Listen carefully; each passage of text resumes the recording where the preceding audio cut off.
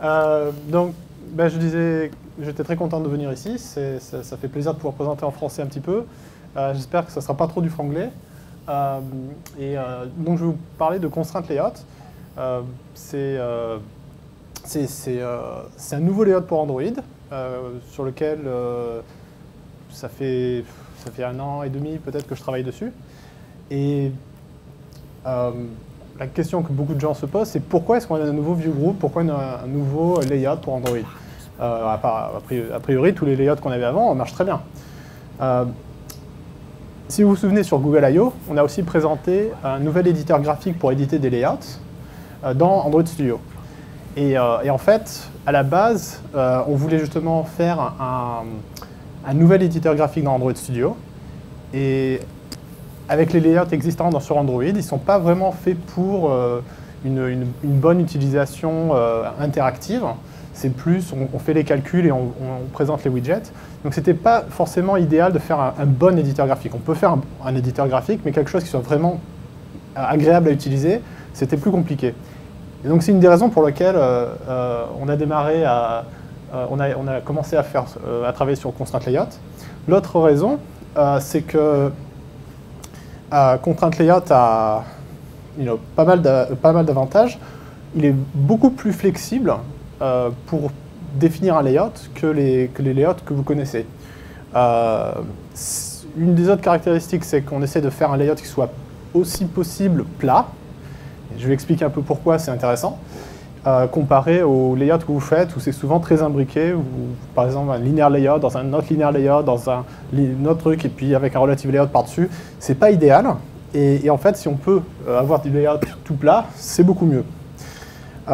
L'autre aspect qui est intéressant du point de vue, ça c'est plus de mon point de vue à Google, c'est que c'est une librairie qui est unbundled, c'est-à-dire que vous pouvez, vous, en tant que développeur, la prendre.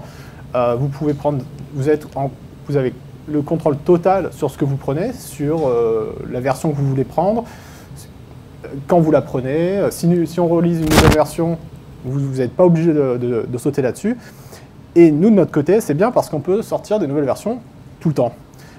Donc, qui dit nouvelle version, bien sûr, on peut corriger des bugs, mais on peut rajouter tout un tas de fonctionnalités.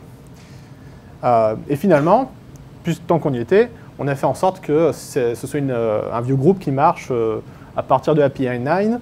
Franchement, ça devrait probablement marcher sur API 1, mais je n'ai pas réussi à trouver une image qui datait de... Donc, je n'ai pas pu tester, mais c'est possible que ça marche aussi sur API 1. Maintenant, API 9, c'est Gingerbread, c'est à tous les appareils disponibles.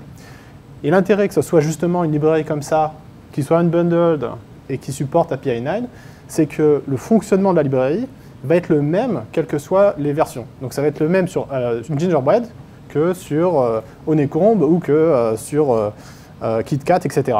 Donc ça, c'est quand même assez intéressant, parce que ce que vous faites, vous savez que ça ressemblera à la même chose. Je vais présenter rapidement quelques règles de base de comment ce layout marche. Et je pense que ça va être un peu familier à certains d'entre vous. Donc on a déjà des règles où on peut positionner un widget par rapport à un des côtés du widget. Donc si je crée une contrainte sur ce côté gauche, le widget va va essayer de se positionner là où je l'ai indiqué. Une deuxième, et puis on peut aussi avoir une marge, bien évidemment. Un deuxième type de contrainte, c'est la possibilité de centrer.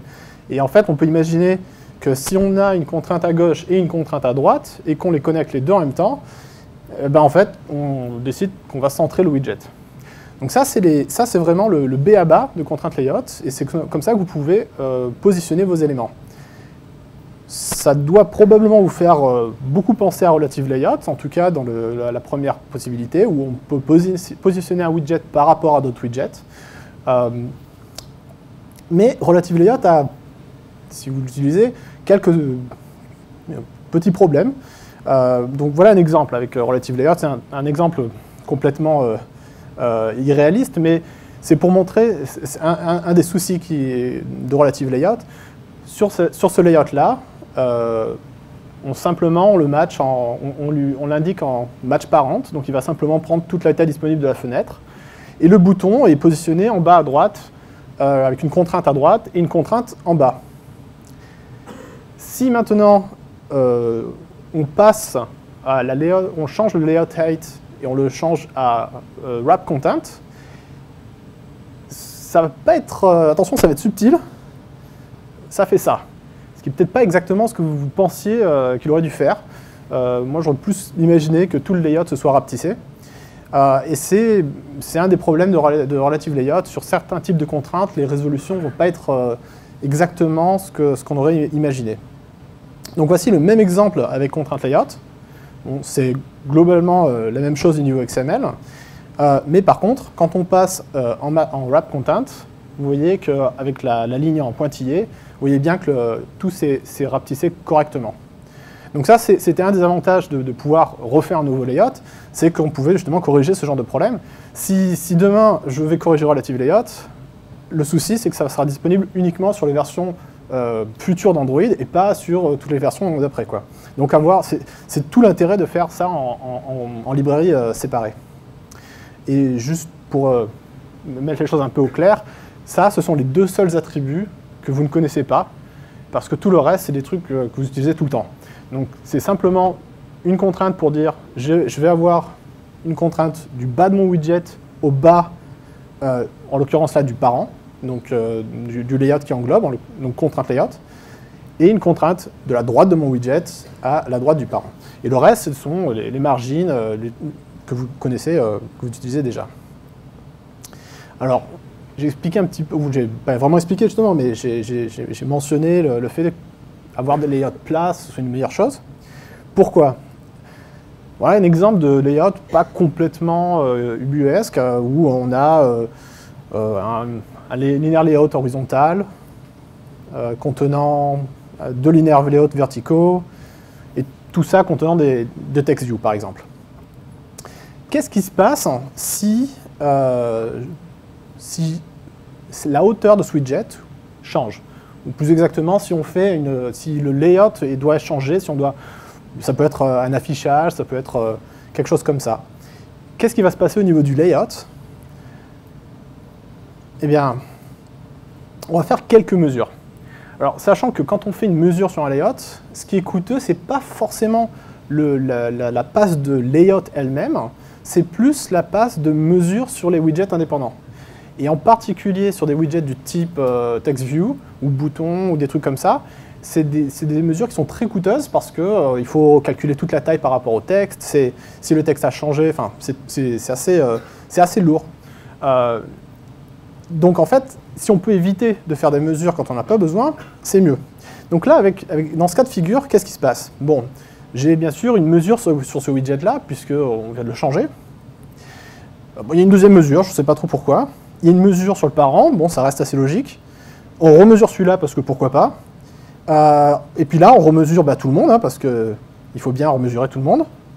Là, on dit c'est bon, on s'est remesuré. Là, on demande aux parents de mesurer. Et on continue allègrement à tout remesurer.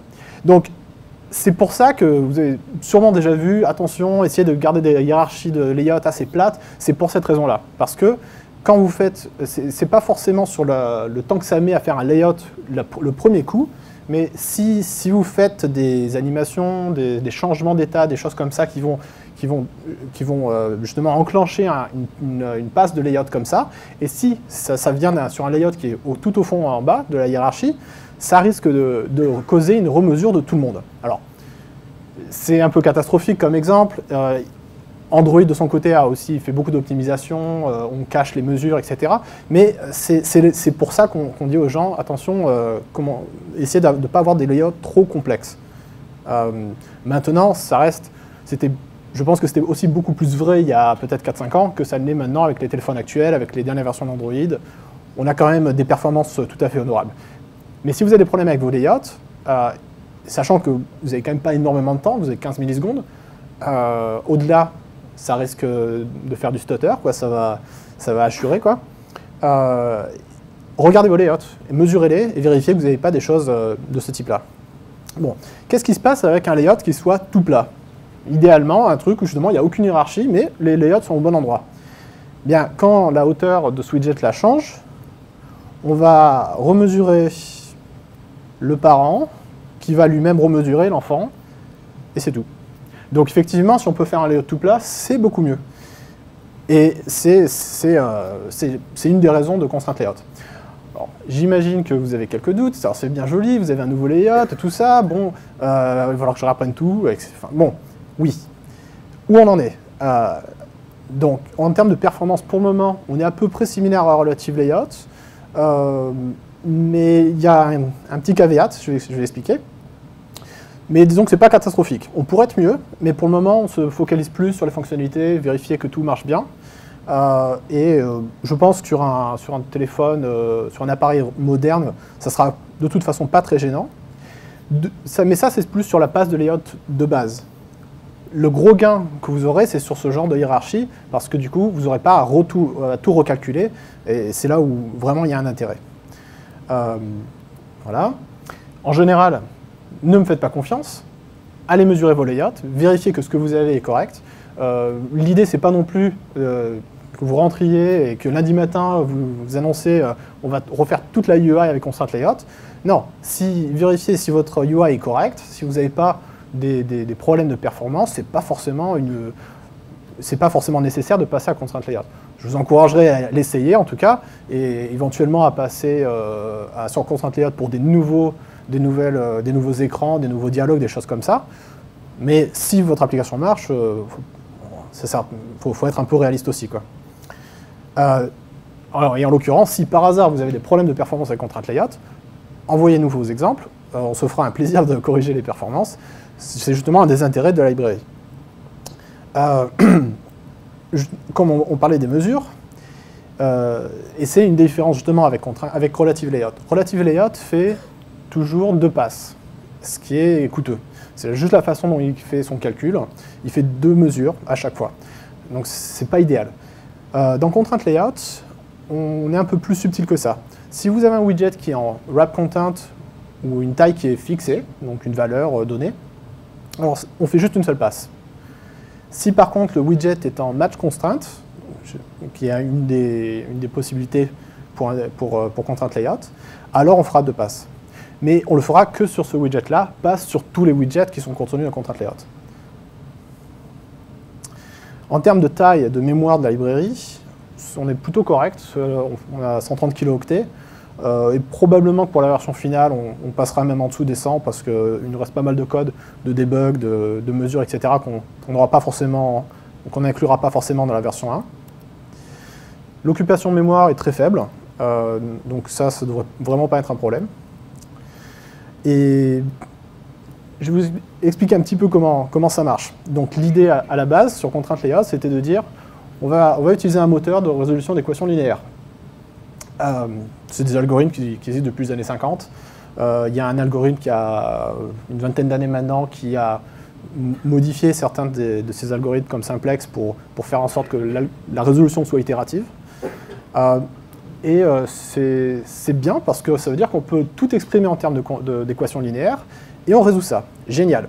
Sauf que je me voyais assez mal être dans une salle comme ici et vous dire bah, génial les copains, vous allez écrire des équations. C'était pas vraiment ce qu'on voulait non plus. Donc on a créé par-dessus ce modèle de contrainte que j'ai expliqué très rapidement au début. Et l'intérêt, c'est que ça permet d'être beaucoup plus simple, ça permet de faire un éditeur de layout qui est, à mon avis, beaucoup plus utilisable. Une autre truc qu'on a rajouté dans Studio, c'est un moteur d'inférence. Et ça, si vous ne l'avez pas essayé, c'est assez magique. Vous prenez vos boutons, vos éléments, vos widgets, vous les mettez où vous voulez, vous cliquez sur un bouton, et là, Studio calcule toutes les contraintes. Et il essaye de calculer les contraintes de façon intelligente. C'est pas juste, oh bah tiens, je mets une contrainte d'une taille fixe en haut et une taille fixe à gauche. Non, non. Si par exemple le bouton est en bas à droite, eh ben, on va le mettre en bas à droite. S'il est centré, ça sera centré. Si on sent qu'il va pouvoir grandir, on va essayer de le mettre avec une contrainte qui permette de grandir sa taille, etc. Donc c'est beaucoup plus subtil que ce que vous pouvez penser. Et ça essaie de regarder l'ensemble du layout pour calculer ces contraintes. Je vous conseille d'essayer, c'est vraiment sympa. Maintenant, l'idée avec le moteur d'inférence, c'était pas forcément que ça y est, vous n'avez plus rien à faire. Non. Mais je pense que c'est important de comprendre le modèle de contrainte et de savoir comment ça marche. Et l'idée pour moi, c'est de dire, utilisez le moteur d'inférence, faites peut-être 90% ou 95% de votre layout, et les trucs qui vous intéressent, que vous voulez faire d'une façon donnée, vous pouvez le faire. L'éditeur est fait de telle façon que si vous créez vos contraintes vous-même à la main et pas à travers le moteur d'inférence, le moteur d'inférence ne va pas les toucher. C'est-à-dire tout ce que vous avez créé vous, le moteur d'inférence dit « Ok, moi je ne touche pas ». Une des modifications qu'on a fait récemment dans les dernières versions de contrainte layout, c'est au niveau de la résolution. Alors justement, bon, c'est sûr, on a un moteur d'adéquation, c'est génial, ça résout n'importe quoi, c'est super. Sauf que fondamentalement, c'est pas super rapide, même si l'algo est pas trop mal. C'est assez. Vous pouvez imaginer que c'est. On crée un système d'équations, c'est une espèce de matrice à moitié vide assez gigantesque, et on fait des substitutions dans tous les sens. Comparé à quelque chose comme Linear Layout qui va prendre les tailles des boutons et calculer à la volée, ça ne va jamais être plus rapide que ça. Donc ce qu'on a fait par contre, c'est que comme on a ce modèle de contrainte qui vous permet d'exprimer des contraintes de façon beaucoup plus haut niveau, on a rajouté une résolution directe. Et notamment sur les versions bêta de contrainte layout, c'est activé. Si vous avez utilisé contrainte layout dans les premières versions alpha et vous trouviez que les performances n'étaient pas adéquates, essayez les versions bêta, c'est beaucoup mieux, genre un ordre de magnitude plus rapide. Et on n'a pas non plus complètement fini, il y a encore pas mal de choses qu'on peut faire pour optimiser. Donc personnellement, je suis absolument pas inquiet sur les performances. Je pense qu'à l'heure actuelle, d'après mes tests, c'est grosso modo équivalent plus ou moins à Relative Layout, en tout cas dans des cas simples. Dans les cas plus compliqués, on est plus rapide. Et je pense qu'on peut aller beaucoup plus rapide que ça. Maintenant, après, c'est une question de où est-ce que nous, on passe notre temps en tant qu'ingénieur.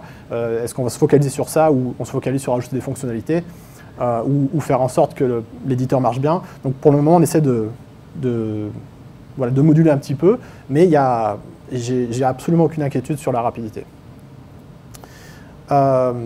Alors, où on en est, justement? On a fait une douzaine de versions depuis Google I.O.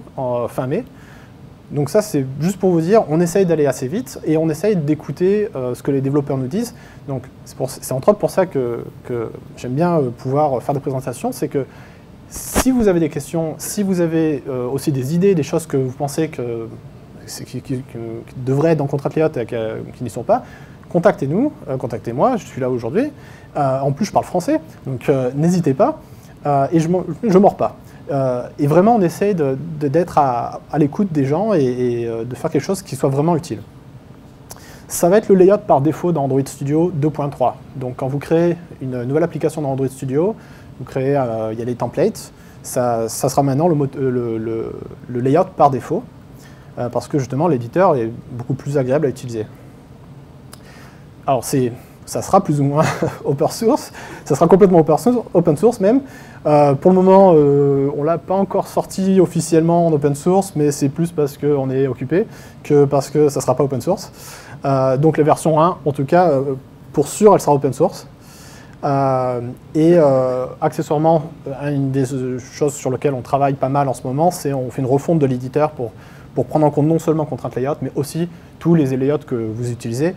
Donc pareil, si vous avez eu une mauvaise expérience avec Android Studio dans l'éditeur, attendez la version finale de 2.3 qui devrait être beaucoup mieux. Finalement, j'ai beaucoup parlé de l'éditeur, etc. Mais en fait, c'est un viewgroup comme n'importe quel viewgroup. C'est exprimé en XML. XML va nulle part, on ne va jamais enlever XML. Si vous préférez éditer votre layout en XML, c'est pareil que Relative Layout. Et si vous êtes rapide avec, vous aurez la même rapidité. Donc je mentionne parce que certaines personnes sont très réticentes sur cette idée d'avoir un éditeur graphique. Qu'est-ce qu'il va me faire? Il va me générer du code. Alors déjà, on ne génère pas de code. Tous les attributs qui sont générés dans l'éditeur graphique, ce sont des attributs que de toute façon vous auriez fait vous-même. Il y a juste un attribut qu'on rajoute de temps en temps pour justement le moteur d'inférence, pour qu'on sache quelles sont les contraintes qui ont été créées par le moteur d'inférence, pour éventuellement qu'on puisse les remplacer. Mais c'est tout. Tout le reste, c'est des contraintes qu'il vous faut. Et en fait, vous pouvez penser à l'éditeur graphique comme si c'était une représentation visuelle des des contraintes elles-mêmes. C'est pas juste oh, on a un truc graphique. Tout ce qui est à l'écran représente ce que vous avez dans le XML. Donc c'est juste une autre façon de regarder l'XML. Alors, le modèle de contrainte, un petit peu plus en détail. Donc, j'ai expliqué les contraintes sur les côtés. Donc, effectivement, on met une contrainte à gauche, le widget va aller à gauche, éventuellement, on a une margin. Et voilà comment le définir en XML. C'est juste contrainte left, to left, off, et là, c'est le parent. Voilà. Sur les contraintes sur le côté, on a plusieurs types de ce qu'on appelle des encres. Donc, il y a gauche ou start, suivant que si vous voulez supporter le right to left languages. Left, right, top, bottom.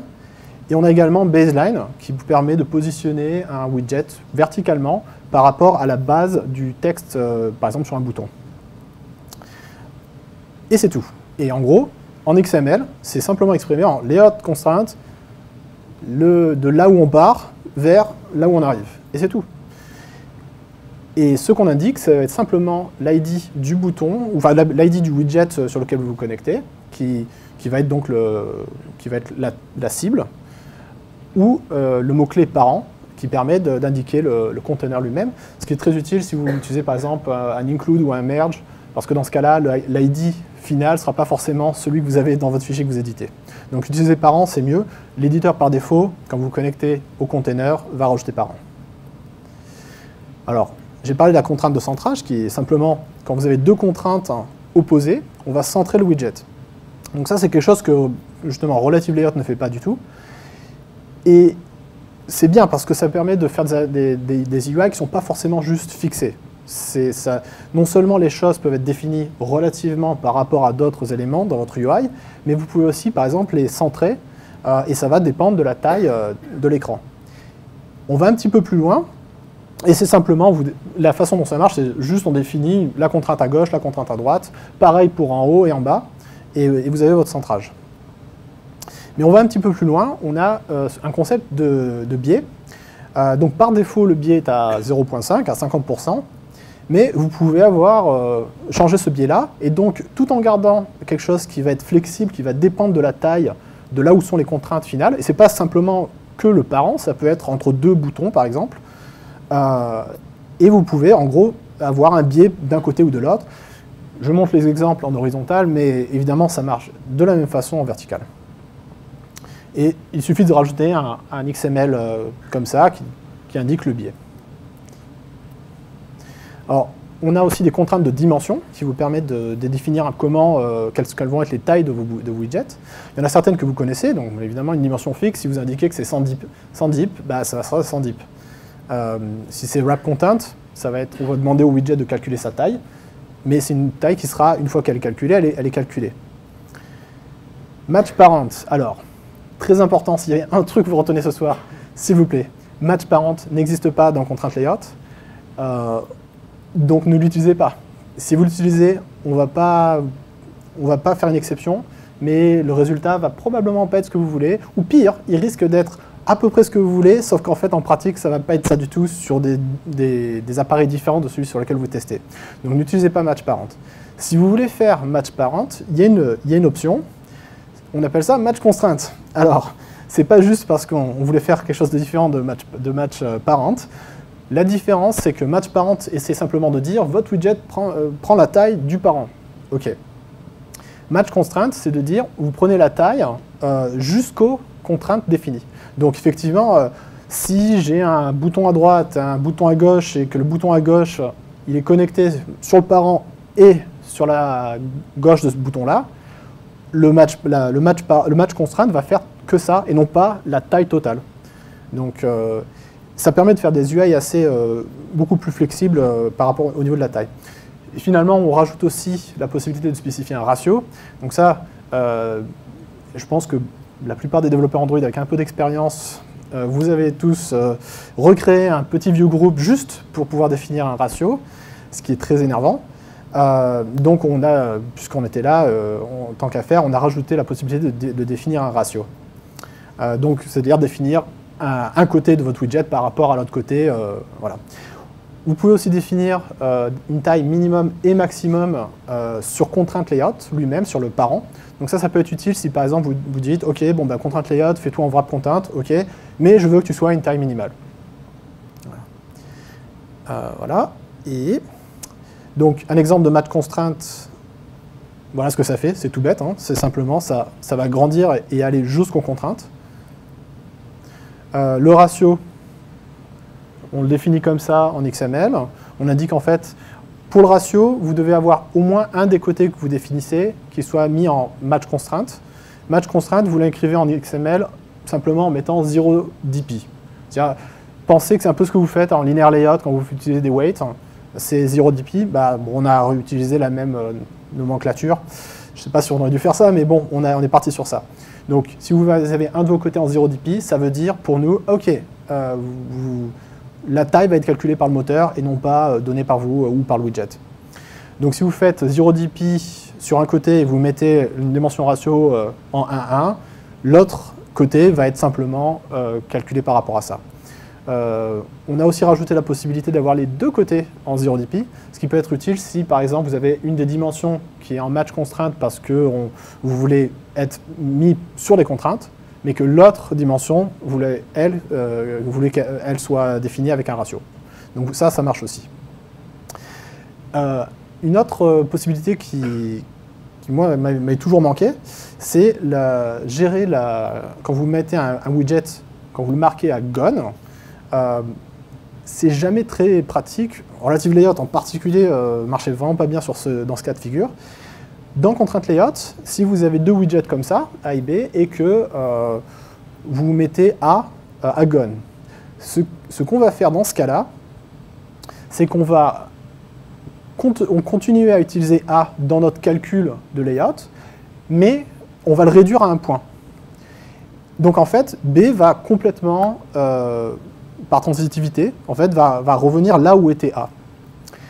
Et il y a une petite astuce aussi qui est assez pratique, c'est que B, par défaut, va simplement garder la marge qui avait été indiquée sur la contrainte qu'il avait sur A, ce qui n'est pas forcément ce que vous voulez, parce que ce que vous aviez dans le cas où A et B étaient visibles, c'est une chose, mais si A disparaît, bah, peut-être que B, vous ne le voulez pas à telle distance du côté, et vous voulez le changer. Donc, on a rajouté une fonction pour dire, dans le cas où l'objet sur lequel vous êtes connecté est marqué en visibility gone, vous pouvez spécifier une autre valeur, ce qui est assez pratique. Alors, un des récents développements dans Contrainte Layout, c'est, on appelle ça des chaînes. Alors, une chaîne, qu'est-ce que c'est? Alors, c'est simplement quand vous avez au moins deux widgets qui sont connectés avec une connexion bidirectionnelle. Et dans ce cas de figure, on va les considérer de façon un peu différente que dans les contraintes classiques. Donc toutes les contraintes que l'on a vues jusqu'à présent, c'est des contraintes qui s'appliquent d'un widget à un autre. Donc c'est vraiment juste un sur un et c'est tout. Avec les chaînes, en fait, on va pouvoir avoir un comportement qui est beaucoup plus un comportement de groupe. Tout en gardant la hiérarchie aussi plate que possible, puisqu'on ne crée pas de hiérarchie au niveau du vieux système, au niveau du XML. Mais par contre, on peut définir des positions qui sont beaucoup plus ce que vous définiriez par exemple avec du linear layout ou quelque chose comme ça. Donc, et ça définit donc une chaîne. Et vous pouvez avoir un nombre de widgets autant que vous voulez. En XML, ça donne ça. Donc vous regardez right to left de bouton 1 à bouton 2, left to left simplement sur le parent. Et pour le bouton 2, bon, je ne sais pas si dans la salle vous voyez bien, mais sur le bouton 2, c'est l'inverse, c'est-à-dire qu'on aura la contrainte right sera connectée sur le parent, mais la contrainte gauche sera connectée sur la droite du bouton 1. Donc on aura bien ces deux contraintes à l'envers l'une de l'autre. Donc on peut avoir autant de widgets alignés comme ça. Une des différences par rapport à linear layout, c'est que ça marche sur une seule dimension.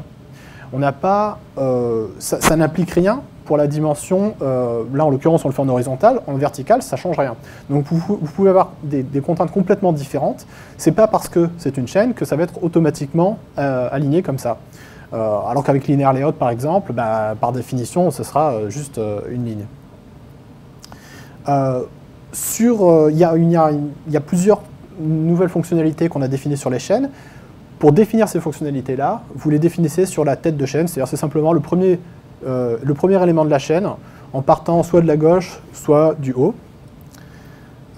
Et ça contient les attributs qui vont affecter cette chaîne-là. Alors, voici les différents styles de chaînes qu'on supporte, en tout cas pour le moment. Peut-être qu'on en rajoutera d'autres. On a un mode qui est le mode par défaut qui va faire un spread, c'est-à-dire qu'il va simplement va prendre tous les widgets et va les répartir de façon égale. On a un autre mode spread inside qui fait la même chose, mais par contre, les côtés de la chaîne vont être mis à 0. Et on a aussi un mode weighted, c'est-à-dire, là, c'est typiquement ce que vous aviez avec Linear Layout quand vous utilisez des weights. L'espace disponible donc, va être simplement réparti de façon égale dans les widgets. Et au niveau des weights, vous pouvez aussi spécifier sur chaque élément une weight donnée. Donc là, dans cet exemple-là, B et C ont la même weight, donc on divise l'espace en deux, mais on aurait pu dire B est 2 fois l'espace que C va utiliser. Et finalement, le dernier mode, qui est assez pratique aussi, c'est un mode packed. Donc simplement, on prend tous les éléments de la chaîne, on les regroupe les uns avec les autres, et ça va être centré. Et ce qui est bien avec packed, c'est que le biais marche aussi. Donc vous pouvez avoir quelque chose d'assez puissant en termes d'expressivité du layout. Et pour définir les éléments de style, c'est simplement cet attribut avec les différents spread, spread inside, packed, etc. Si vous utilisez Android Studio, tout ça, dans l'éditeur XML, bien sûr, il y a l'autocomplétion, etc. Un des autres éléments qui est assez différent des contraintes layout par rapport à d'autres layouts, c'est le concept d'avoir des objets qui vont vous aider à faire un layout, qui sont des objets qui ne vont pas forcément résulter en quelque chose dans la hiérarchie de vue finale. Et en particulier, on a cet élément qu'on appelle une guideline, qui vous permet de définir des guidelines. Donc si vous êtes des utilisateurs de Photoshop, si vous discutez avec vos designers, ils appellent ça peut-être des red lines, des key lines, des guidelines. Les mots varient. Mais en gros, l'idée, c'est de définir une ligne, soit horizontale, soit verticale. Et les designers, en particulier, aiment beaucoup ça, définir ces lignes-là et positionner vos widgets par rapport à ces lignes-là. Alors que sur Android, quand on vous donne un fichier comme ça en disant voilà, j'ai toutes mes redlines qui sont faites, vas-y, fais mon layout, c'est assez casse-tête, surtout si on fait des trucs imbriqués, il va falloir calculer des margines, etc. etc. Dans Contrainte Layout, vous prenez une guideline, vous la créez, et vous contraignez votre widget à cette guideline-là. L'intérêt de la guideline, c'est qu'elle est définie par rapport au container. Donc en fait, il n'y a aucun calcul qui est vraiment... Enfin, le calcul est vraiment trivial de notre côté, parce qu'on connaît la taille du container, et on peut positionner la guideline. Donc ça simplifie pas mal les calculs aussi. Et une guideline peut être définie soit par rapport au début du widget, donc sur un plan horizontal, soit à gauche, soit à droite. Donc vous indiquez une distance en dips, soit un pourcentage de la taille totale. Et même principe, bien évidemment, pour les contraintes en verticale, c'est la même chose. Voilà à quoi ressemble XML. En XML, vous voyez que la guideline est une vue. Mais c'est une vue un peu spéciale. Elle va être mise en fait à 0 et elle ne fera pas partie des calculs de layout, en dehors du fait de nous aider à créer les bonnes équations, si vous voulez. Et je pense que c'est un concept assez intéressant d'avoir des outils comme ça, des nouveaux objets, qui vont vous aider à créer un layout qui soit peut-être plus facile à conceptualiser, à réfléchir, mais qui sont des objets qui ne vont pas forcément se retrouver dans l'application finale. Un des trucs qu'on a rajouté, il me semble que c'était en Alpha 9 ou Beta 1, je ne sais plus, c'est une nouvelle classe qui s'appelle ConstraintSet. Et ConstraintSet vous permet de capturer un ensemble de contraintes et de pouvoir le réappliquer. Alors, pourquoi? Ça vous permet de... Donc, mettons que je crée 2 ConstraintSet. Je peux initialiser les contraintes set soit à partir d'un contrainte layout qui existe déjà dans votre application, soit à partir d'un fichier XML. Donc là, dans cet exemple, je prends le constraint set 2 et je lui dis, OK, initialise-toi à partir du fichier state2, qui est un fichier XML qui contient mon layout. Et on définit en tant que content view state 1.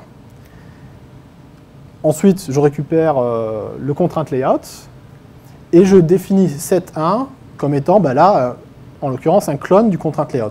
Donc en gros, on va avoir le constraint set1 qui va représenter toutes les contraintes qui étaient dans le fichier XML state1 et le constraint set2 qui va représenter toutes les contraintes qui sont dans le fichier state2. L'idée, c'est que, et je pense qu'on améliorera beaucoup les choses en termes d'interaction dans le designer, mais pour le moment, vous pouvez déjà l'utiliser, ça marche. Et la seule chose que vous avez besoin de faire, c'est que tous les éléments dans un des fichiers, il faut qu'ils se retrouvent dans le deuxième fichier. Mais en gros, si vous prenez un fichier contrainte layout, vous éditez votre fichier, vous êtes content, vous pouvez le copier, vous changez complètement les contraintes. Donc par exemple, ça peut être, je veux avoir un nouveau fichier pour ma version landscape par rapport à la version portrait, ou je veux faire une animation. Vous pouvez complètement changer les choses. Il suffit de faire ça. En initialisant ces contraintes, les objets constraint set comme ça, si vous voulez faire une animation, il suffit de... Je rappelle, tout ça c'est un view group totalement classique, donc vous pouvez utiliser les transitions classiques du framework.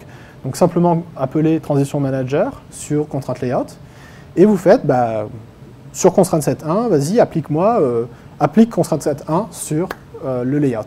Et automatiquement, le layout, les nouvelles règles en fait vont être appliquées, et tout va être animé sans autre problème.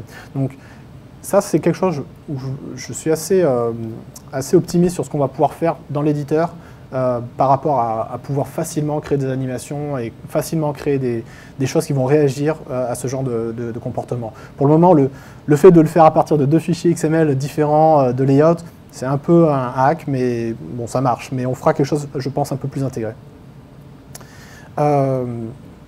Donc, une des idées aussi avec contrainte layout, c'est justement de dire que toutes les contraintes qui s'appliquent au système de vue, en fait, n'ont rien à voir, ou rien à faire, ou ne devraient rien avoir avec le layout lui-même. Et dans Android, la façon dont les choses sont calculées, comment on positionne les différents widgets, en fait, les éléments qui vont définir les positions, les view groups, font le calcul, mais eux-mêmes ne sont pas des éléments graphiques.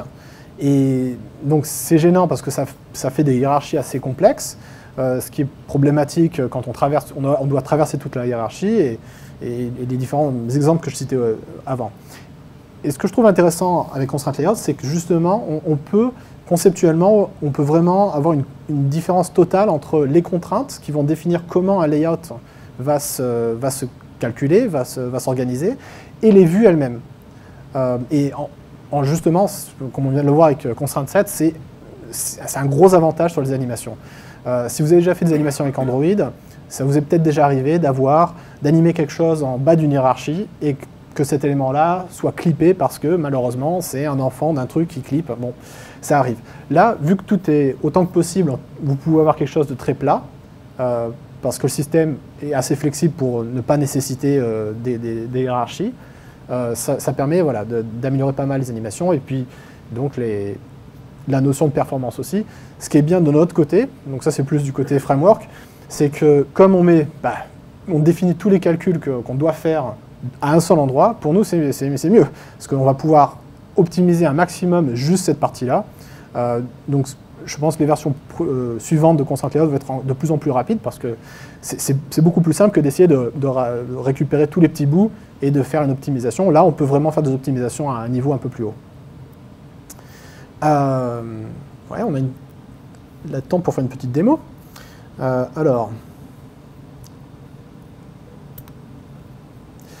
Donc voici Android Studio. Mettons...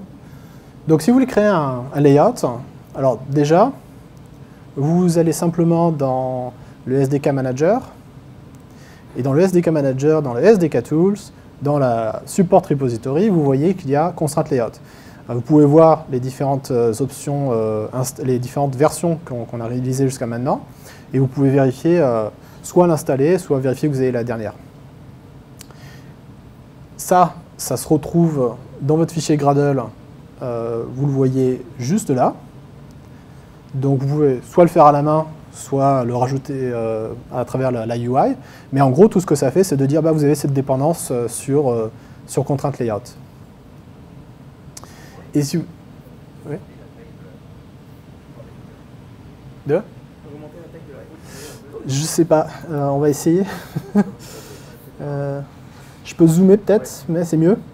Alors, ouais, si tu veux. Voilà. Hop. Allez, hop. Donc, si vous voulez créer un layout, vous pouvez simplement faire nouveau layout, on l'appelait test, et vous le définissez comme un contrainte layout. Et vous vous retrouvez avec, OK, une vue. Super. Donc, qu'est-ce que vous pouvez faire là-dessus? Vous pouvez bien sûr prendre vos différents widgets, les positionner.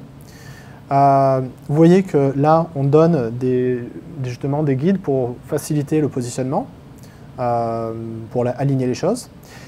Et en fait, là, aucune contrainte n'est définie. Mais c'était justement un des intérêts de contrainte layout, c'est que même si les contraintes ne sont pas définies, dans l'éditeur, on n'est pas là à vous crier dessus.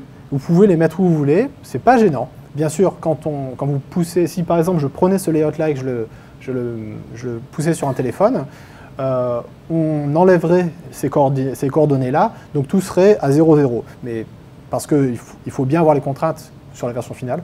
Par contre, dans l'éditeur, c'est pas gênant. Et quelque chose qu'on a rajouté aussi, c'est le mode blueprint. Alors le mode blueprint, vous pouvez penser un petit peu, c'est comme un peu un mode X-ray. On essaie de montrer les informations qui sont réellement pertinentes pour votre layout et pas forcément à quoi ça ressemble au niveau visuel.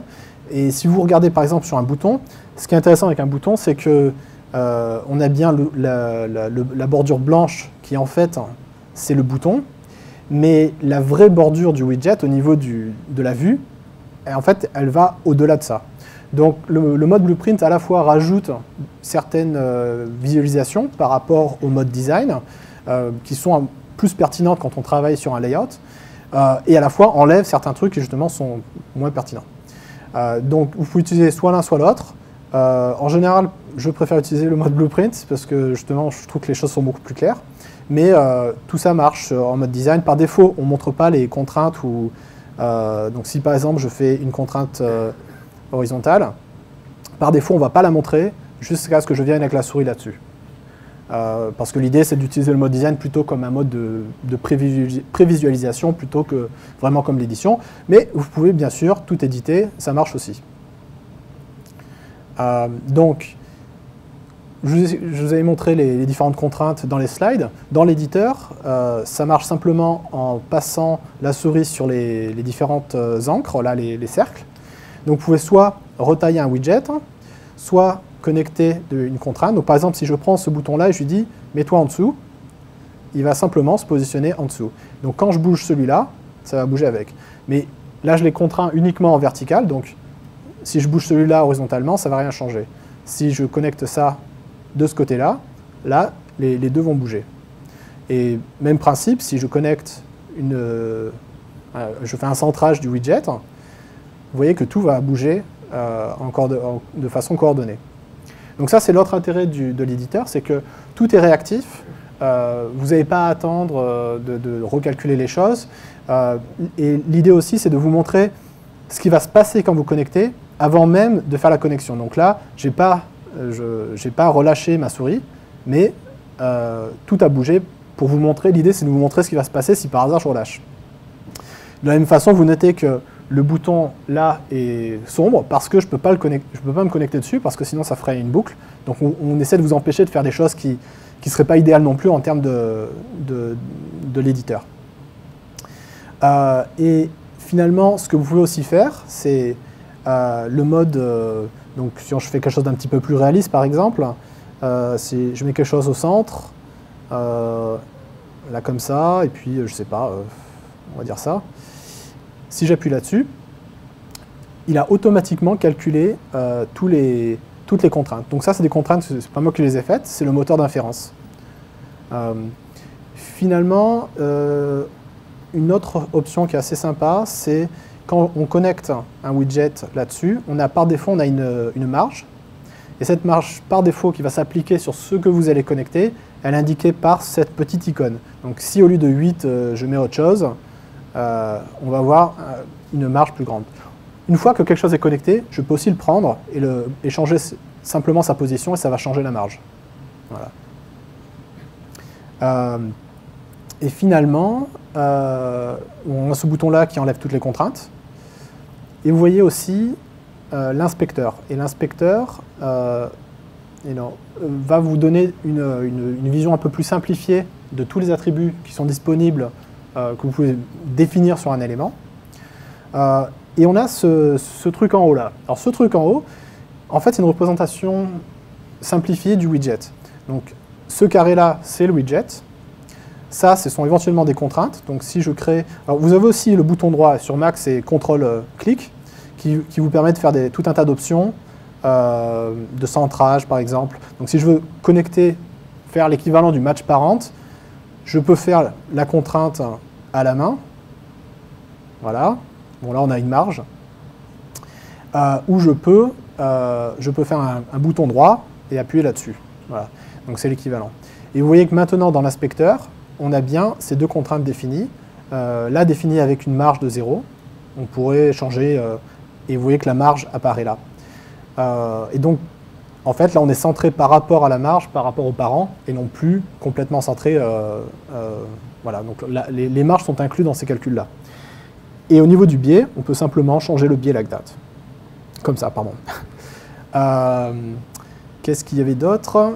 Ah, il y a tout un tas d'options assez rigolotes sur justement le centrage, l'alignement, etc. Donc si par exemple, je prends ces objets-là et je leur dis, tiens, je voudrais que vous soyez alignés à droite, automatiquement, il crée la contrainte.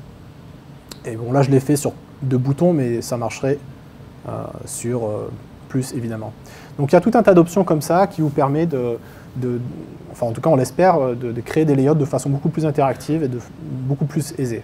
Il n'y a aussi pas une seule façon de bien faire. Vous pouvez avoir vraiment tout un tas de façons de faire assez différentes. On a fait des tests avec des utilisateurs assez variés et c'est assez étonnant les différents chemins que les gens prennent. Donc il y a certaines personnes qui vont faire tout leur positionnement sans faire des contraintes et à la fin vont créer des contraintes, soit avec le bouton d'inférence, soit en draguant les choses. Alors d'ailleurs, une des choses, c'est que par défaut, la contrainte va simplement appliquer la marge, mais en faisant CTRL, si je laisse appuyer la touche CTRL, ça va faire une contrainte avec la marge qui est la distance actuelle. Alors sur un cas comme ça, c'est probablement pas ce que vous voulez. Sur un cas comme ça où ouais, c'est peut-être à la bonne distance, ça permet de facilement créer quelque chose qui soit correct. Donc, il y a plusieurs façons de l'utiliser. D'autres personnes n'utilisent pas du tout le mode d'inférence et font tout à la main. Ça dépend vraiment des gens. On a aussi un mode que j'aime pas trop, qui est le mode autoconnect. Et ça, c'est un mode qui, si je me connecte là, sur le truc central, va créer les contraintes pour moi, par exemple. Et vous voyez qu'il fait une petite animation. Vous n'avez pas à attendre que l'animation soit finie. Vous pouvez continuer à faire autre chose entre-temps. Mais si vous enlevez les choses avant que ce soit fini, ça va les déconnecter. Et c'est justement pour ça que j'aime pas trop ce mode, parce que souvent, simplement, en bougeant les boutons, il va commencer à faire des contraintes qui ne m'intéressent pas trop. Donc, à voir. Dans certains cas simples, c'est vraiment bien. Dans d'autres cas, c'est vraiment énervant. Quoi d'autre? Bien évidemment, vous pouvez zoomer. Vous pouvez aussi, il y a un petit panel pour facilement regarder les différents layouts. Et je crois que j'ai à peu près fait le tour. Voilà.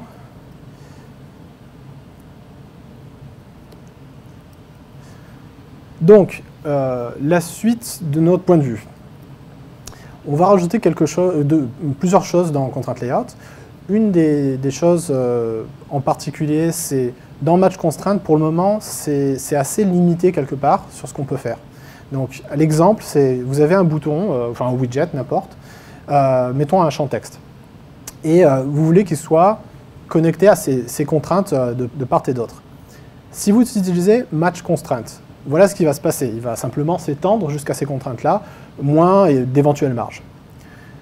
Le problème, c'est que ce n'est pas forcément ce que vous voulez. Si vous avez justement un petit bouton avec je sais pas, une chaîne de caractères OK, le bouton va être tout petit et là, vous allez l'étendre peut-être sur toute la longueur de votre application. C'est peut-être pas ce que vous voulez. Le problème, c'est que si vous utilisez Wrap Content, vous avez le risque que si le contenu de cet élément change, vous pouvez aller au-delà des contraintes. Donc une des choses qu'on va très probablement inclure assez d'ici peu, on va dire, c'est en fait une version de Match Constraint qui permet de spécifier en plus du comportement classique, de pouvoir avoir quelque chose qui par exemple par défaut va être en Wrap Content jusqu'à atteindre les limites définies par les contraintes. Il y a aussi on a pas mal d'idées sur rajouter certains de ces objets qui permettent d'aider à la création du layout. Entre autres, la notion de barrière. Donc une barrière, la façon dont on le voit, c'est, mettons que vous avez ces deux éléments, la barrière va être sur l'élément le plus long. Et l'idée, c'est que si les choses changent, la barrière va automatiquement s'appliquer là-dessus. Donc ça, ça serait assez puissant pour justement ne pas avoir besoin de rajouter un groupe comme Linear Layout, juste parce que ce que vous voulez, c'est la totalité de l'espace pris et non pas, et vous ne savez pas lequel des widgets sera le plus grand parce que, par exemple, suivant les langues, ça peut être différent. On va aussi rajouter les notions de view group virtuels. Alors, j'ai beaucoup parlé sur oui, les view groups, la hiérarchie, c'est mal, etc. Faites pas. Oui, sauf que de temps en temps, c'est bien gentil, mais c'est quand même super pratique de pouvoir définir des composants, voire même de penser en termes de layout comme oui, moi ce que je veux, c'est que ce groupe-là soit défini de cette façon-là. Ou à l'inverse, il y a certains groupes comme Table Layout, par exemple, qui va automatiquement rajouter quelque part les bonnes règles pour définir une table. Et bien sûr, on peut le faire à la main avec Contraint Layout, mais c'est peut-être un peu relou. Et si on pouvait simplement avoir un objet qui automatiquement nous fasse les bonnes contraintes, ça serait bien. Donc on a cette idée de view group virtuel. En fait, au niveau XML, ça va ressembler totalement à ce que vous avez à l'heure actuelle avec du linear layout, du table layout, etc. Sauf que nous, en interne, ça ne sera pas forcément un view group dans la hiérarchie. Et le calcul de toutes ces contraintes-là sera fait par le moteur par-dessus. L'idée, c'est là encore, on espère non seulement garder une hiérarchie plate, mais aussi pouvoir optimiser les choses de façon un peu plus poussée. J'ai parlé un petit peu des animations, je pense qu'on va essayer de faire pas mal de choses intéressantes là-dessus. Une des choses qu'on n'a pas fait et de façon assez explicite, c'est la possibilité d'étendre le système d'équations. On ne vous laisse pas rajouter des équations. On pourrait. Le problème, c'est que si on fait ça, c'est très facile, ou du moins c'est beaucoup plus facile que ce serait idéal, de créer un système qui soit pas performant, soit même impossible à résoudre, ou pire, qu'il y ait 10 solutions différentes. Donc, rajouter l'accès total au système, c'est pas quelque chose en tout cas, si on le fait, ça ne sera pas de suite, parce que je pense qu'on va essayer d'encadrer un petit peu ça. Par contre, il y a certains éléments comme éventuellement la possibilité de définir des variables, des choses comme ça, dans le système qui pourraient être très utiles, notamment pour des notions d'animation. Si vous pouvez imaginer définir une position par rapport à une variable externe, cette variable, vous pouvez par exemple la linker avec, je ne sais pas, là où vous en êtes de votre scroll view. Et par rapport à où vous en êtes de la scroll view, vous définirez comment les widgets seraient positionnés. Il y a tout un tas de choses comme ça qu'on peut faire. Donc on sait qu'il y a des choses qu'on peut ouvrir plus, mais on essaie d'être assez conservateur sur ce qu'on ouvre, parce qu'on veut garder quelque chose qui soit très prédictible en termes non seulement de performance, mais aussi pour les développeurs, pour vous, pour que justement, quand vous créez une contrainte, vous ayez une bonne idée de ce qui va se passer, que vous n'ayez pas à attendre de de faire la contrainte pour savoir ce qui se passe. Et finalement, on a des outils de conversion pour convertir les anciens layouts dans Constraint Layout. C'est, on va dire, très simple, la façon, ce qu'ils arrivent à faire pour le moment. Ça marchote. Et clairement, on aimerait bien faire beaucoup, beaucoup mieux là-dessus. Et voilà. Donc, si vous avez des questions, c'est le moment. Merci.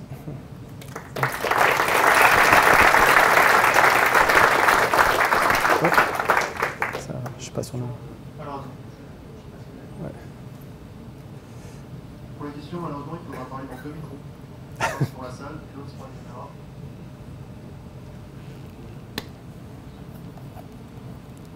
Tout à l'heure, tu as parlé du fait que si on posait un bouton comme ça, un peu sur l'éditeur, ouais. on l'installait sur le téléphone tel quel, il allait se coller en haut à gauche. Oui. Est-ce que l'éditeur permet justement de détecter les widgets qui sont sous contrat? Oui, oui. Alors, on pourrait mieux faire, mais si je repasse sur l'éditeur, dans le coin en haut à droite, vous voyez, je ne peux pas zoomer malheureusement, mais vous voyez ce bouton rouge, ça indique les warnings sur le layout. Et entre autres, il indique les différents widgets qui ne sont pas contraints. Si vous passez en mode XML, il vous dit aussi quand les widgets ne sont pas contraints, normalement. Donc là, il me dit que la vue n'est pas contrainte, il y a un petit souligné rouge. On va faire un petit peu plus visible pour montrer que c'est le cas, mais même la version actuelle le fait déjà, quoi. Bonsoir. Bonsoir. J'aurais une question vis-à-vis des chaînes. Ouais. Est-ce qu'il est possible de combiner, enfin, ou est-ce qu'il sera possible à terme de combiner des chaînes verticaux avec des chaînes horizontales? C'est déjà possible. Déjà possible. Parce que pour avoir essayé, c'est Alors, attention. un peu compliqué. Il y a léger détail, c'est vrai que je ne l'ai pas mentionné. Si vous avez utilisé les chaînes dans Android Studio 2.2, malheureusement, pour des raisons techniques indépendantes de notre volonté, les chaînes ne sont pas très bien supportées dans 2.2. Donc, pour essayer les chaînes dans l'éditeur, utilisez la version 2.3. Et d'ailleurs, je peux vous montrer quand même quelque chose d'assez sympathique sur justement les chaînes. Si mettons, hop, j'ai ça, on va le faire hop, je vais enlever ça, parce que c'est gênant. Créer une chaîne, on peut aussi la créer comme ça. Sauf que là, ça n'a pas marché. Voilà, c'est la version sur laquelle je travaille. Mais normalement, si vous sélectionnez et vous faites centré, horizontal ou vertical, en fait, ça va créer une chaîne. Là aussi, on améliore un petit peu la UI.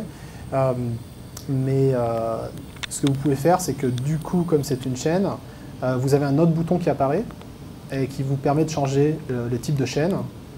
Ce que je vous disais tout à l'heure avec les paquets, etc.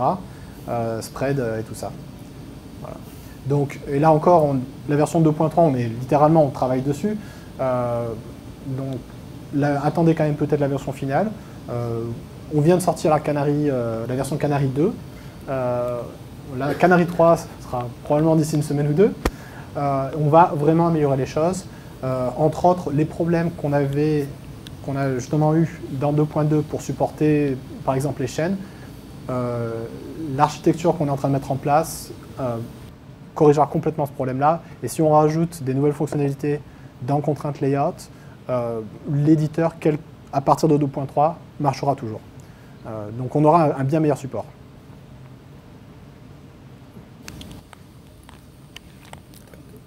Si j'étais l'app Facebook sur Android, est-ce que je devrais m'y mettre maintenant ou attendre la version finale? Alors, il y a deux choses. Souvent, c'est vrai qu'on les regroupe un peu ensemble, l'éditeur et la librairie. Je pense que la librairie, à l'heure actuelle, elle est largement utilisable. Je pense qu'on peut faire mieux en termes de performance, mais je pense aussi que c'est vraiment pas un problème. Sachant que les tests que moi j'ai faits, les performances sont équivalentes, mais les performances sur un téléphone moderne, c'est en dessous de la milliseconde. C'est genre 0.3 millisecondes sur un layout assez correct. Donc en pratique, je pense que c'est vraiment pas un problème. En termes de bugs, normalement, on a à peu près corrigé tout. Donc si vous voulez utiliser la librairie dès maintenant, n'hésitez pas. L'éditeur, j'attendrai plutôt la version 2.3 bêta, mais la librairie, je pense qu'il n'y a aucun problème pour l'utiliser dès maintenant.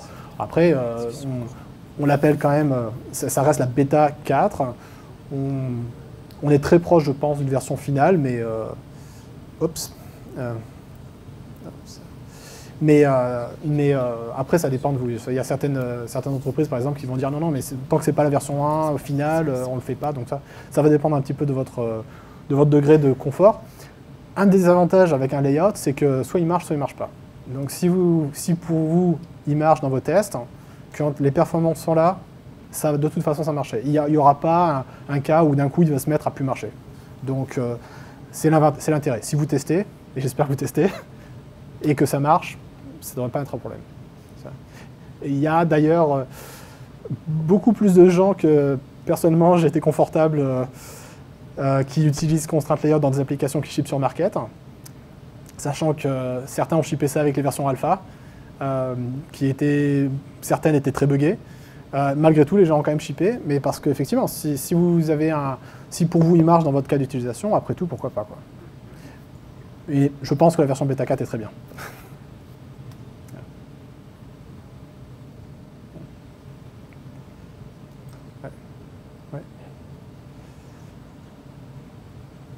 Dans quelle partie, en fait, les calculs, les équations sont faites? C'est dans la HIP Java ou c'est dans la partie native? Non, tout est en Java, parce que justement, on voulait que ça soit une librairie qui soit unbundled, et la façon la plus simple, c'était de le faire en Java. Aussi, on voulait, en tout cas pour la version 2.2 de Studio, on voulait pouvoir utiliser le même moteur de calcul, donc c'était plus simple de le faire en Java. C'est du Java à la sauce Android optimisé, donc c'est beaucoup plus d'une espèce de C bastardisé avec on a réimplémenté plein de trucs avec des tableaux Java parce que c'est plus rapide sur certaines VM d'Android, mais c'est du Java. Il y a quelque chose qu'on n'a pas testé, et je ne sais pas si ça sera vraiment utile, mais on a un peu joué avec l'idée d'éventuellement faire une version de contrainte layout qui contienne une version native du solver. Et peut-être que c'est quelque chose qu'on intégrera dans la plateforme s'il y a un intérêt. Voilà. Bonsoir. Bonsoir. Ici. Ah. Je n'ai pas compris très bien ce que tu as mentionné presque au début sur les moteurs d'inférence, le moteur de résolution, et sur le fait qu'ils ne considèrent pas de la même façon les contraintes que tu as ajoutées sur l'éditeur graphique. Oui, alors je peux montrer un petit peu. Donc on a ces deux modes dans l'éditeur. On a ce mode qui fait l'autoconnect. Donc par exemple, si je me mets là, il va autoconnecter. Mais en fait, ce mode-là ne marche que sur le widget que vous êtes en train de bouger. Alors qu'en fait, le moteur d'inférence, lui, va s'appliquer à tout. Donc je peux faire n'importe quoi et il va les positionner. Le moteur est d'ailleurs fait de façon à limiter au maximum le mouvement des widgets. Donc l'idée, c'est autant que possible rester là où vous avez mis vos boutons. Mais par exemple, ce bouton-là est défini sur le côté gauche. Si je le mets plus là, il va complètement changer. Mais les autres boutons sont aussi pris en compte. Donc suivant bon là c'est un layout qui est suffisamment simple, on ne voit pas trop la différence, mais sur des layouts un peu plus complexes, les décisions prises en fait les décisions prises concernent l'ensemble des widgets et non pas juste le bouton que vous avez sélectionné.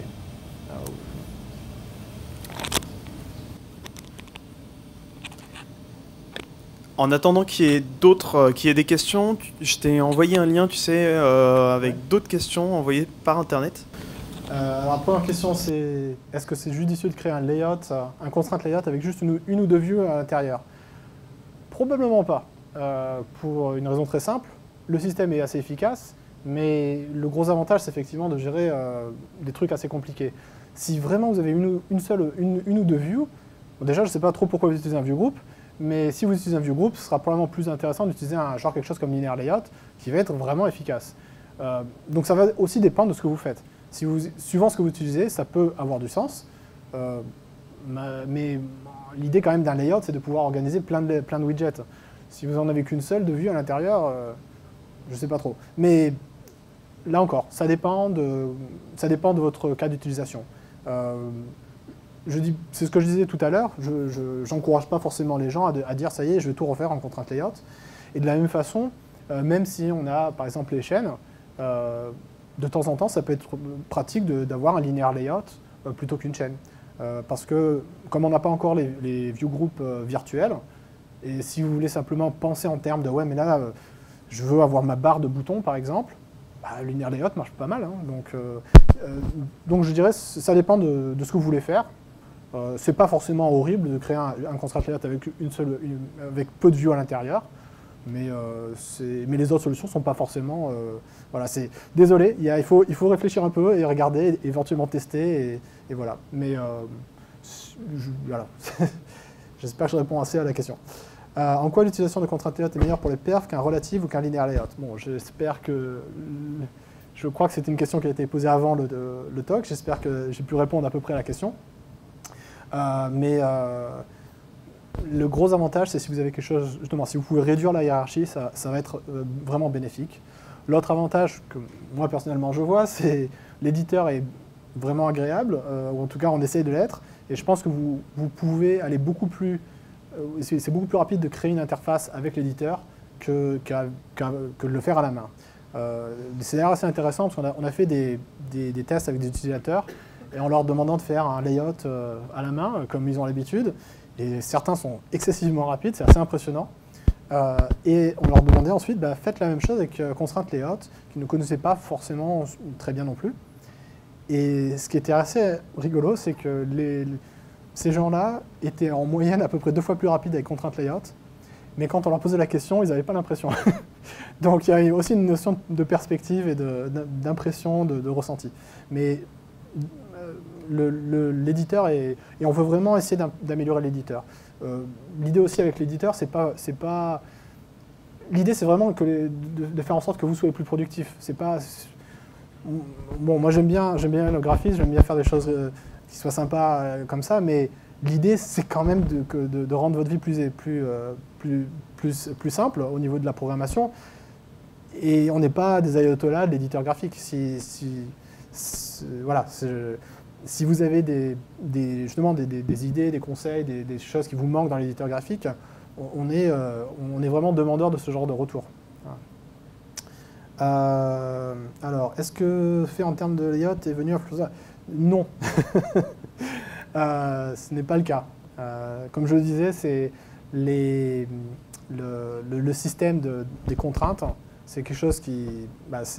C'est des trucs de recherche opérationnelle des années 50 à la base. Et il y a un papier assez connu qui justement, sur certaines autres plateformes, ont créé des systèmes similaires. Mais à la base, c'était pas... Et personnellement, j'ai justement fait assez attention à ne pas regarder du tout ce qu'ils faisaient. J'ai entendu quelques retours d'utilisateurs qui n'étaient pas forcément ravis de certains de leurs choix. Et on a essayé de ne pas faire les mêmes choses, mais...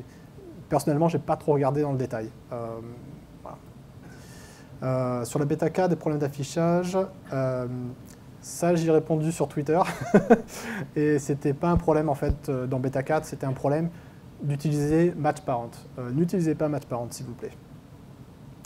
Est-ce qu'il est possible d'avoir des max width pour les vues en match parent? Voilà, donc pas de match parent mais en match constraint on va dire. Alors, ce n'est pas le cas pour le moment. On a la possibilité de définir min-width et max-width sur le container lui-même, mais on ne les définit pas sur les vues elles-mêmes. Ceci dit, ImageView et TextView supportent déjà max-width et min-width, et pareil en 8. Donc, suivant les vues que vous avez, elles le supportent déjà. Ça serait, je pense, intéressant de l'avoir aussi dans Match Constraint. Mais je pense que ça fera partie de ces fonctionnalités-là, d'étendre un petit peu le fonctionnement de Match Constraint, d'être un peu plus flexible. Donc pour le moment, je ne suis même pas sûr qu'on le fera pour la version 1. Si on a le temps, on le fera, mais ça risque d'être 1.1 ou autre. Je crois que j'ai répondu à celle-là. À l'heure actuelle, peut-on commencer un vrai projet avec Constraint Layout? Mis à part l'éditeur qui est en développement, la librairie elle-même ne devrait pas avoir de problème. L'état librairie, j'ai trouvé très buggé. S'il y a des bugs, envoyez-les nous parce qu'on essaie vraiment de les corriger. les seuls, avec la bêta 4, depuis qu'on l'a sorti, j'ai entendu que 2 bugs. Et c'est des bugs vraiment dans des cas très particuliers. Entre autres, c'était des gens qui faisaient du constraint layout au niveau de la programmation à la volée, en créant leur vue hiérarchie en Java. Et si vous rajoutez une vue et que vous modifiez les layouts param après, dans certains cas, ça ne marchait pas. Donc, si vous utilisez du XML, il n'y aura pas de souci. Et même si vous utilisez en programmation, du moment que vous le faites dans le bon ordre, ça marche aussi. On mange quand il y a de la pizza? Très bonne question. C'est quoi, ça n'intéresse pas ce que tu es en train de dire, c'est ça? Je sais pas. On a encore 2 petites questions. Ensuite, pour celui qui a posé la question, il y a juste une petite annonce et t'inquiète pas, tu pourras manger. Et je crois qu'on a fait le tour. Ouais. Bonsoir. J'ai une question sur les contraintes. On a vu tout ce qui était contraintes de positionnement, mais est-ce qu'il est possible d'avoir un positionnement complètement indépendant d'un autre objet, mais d'avoir une taille, des contraintes de taille, simplement? Par exemple, de dire, je veux que la taille de ce... La largeur et la hauteur sont la même que cet élément, mais ils n'ont aucune contrainte de positionnement commune. Pas encore. Mais ça fait partie de ce genre de fonctionnalités auxquelles on pense, mais qu'on n'a pas encore rajouté. Une autre question sur l'API. Est-ce qu'il est possible de définir des contraintes via le code? On a vu qu'il y avait les groupes, mais est-ce qu'il est possible simplement de relier les éléments? Oui, alors, avec une chose, c'est que malheureusement, la façon dont le système marche sur Android, vous récupérez les layouts param. Comme j'ai dit, il y a un petit bug dans le bêta 4, on corrigera dans le bêta 5, mais en gros, si vous rajoutez vos vues, vous faites get layout param et vous avez votre objet param. Et du moment que vous le faites dans cet endroit-là, ça marche. Vous définissez les params, simplement comme n'importe quel autre groupe. La seule chose à faire, c'est que si vous utilisez... Il me semble que le seul problème dans ce cas-là, ça serait avec match constraint. Mais en gros, avant de faire un set layout param sur votre view, appelez validate sur le layout param. Il y a une fonction validate. Et nous, en interne, ça nous permet de faire 2-3 trucs pour être sûr que tout marche bien. Et c'est tout. D'accord. Merci. Une dernière question sur les conflits de contraintes. Oui. Qu'est-ce qui se passe si au niveau du XML, je n'utilise pas l'éditeur graphique, j'ai 2 contraintes qui entrent en conflit? Il se passe quoi au niveau de la résolution sur le téléphone? De toute façon, si vous définissez une contrainte, donc un exemple, ce serait de définir un cycle. Donc si vous définissez un cycle, en règle générale, ce qui va se passer, c'est que ça ne va pas être terrible. Mais vous le verrez soit dans l'éditeur, soit quand vous poussez sur le téléphone. Ce n'est pas quelque chose qui va arriver d'un coup. On a dans l'éditeur en tout cas, même en mode XML, on a des checks pour, par exemple, vous prévenir, attention, vous avez défini un cycle. Ce qu'on n'a pas fait pour le moment, parce qu'on ne savait pas trop si c'était vraiment utile, c'était de le faire au runtime dans l'application. Parce que l'idée, c'est peut-être mieux de le faire avant, plutôt que de le faire tout le temps sur l'application, quoi. Mais on pensait peut-être rajouter, justement pour certains développeurs qui définissent des choses à la volée en code, on pensait peut-être rajouter justement, c'est pour ça qu'on a rajouté cette fonction validate, parce que ça nous permettrait à la volée de corriger, enfin pas de corriger, mais au moins de vous prévenir qu'il y a un problème, quoi. Sur le système iOS, en fait, il y a un système de communauté, et si il y a une qui est plus forte, elle l'emporte. Oui. Oui. Mais justement, on ne voulait pas rajouter ça. Si match parent ne marche pas, est-ce qu'il y a une erreur dans l'IDE ou est-ce que c'est possible d'en afficher une? Non, mais bientôt. Disons qu'on n'avait pas... Parce que l'éditeur ne les rajoute pas. Mais ouais, en fait, ça c'est un peu notre faute. On n'a pas réalisé que beaucoup de gens allaient rajouter match parent à la main. Donc on rajoutera un message bien gros, bien rouge. Voilà.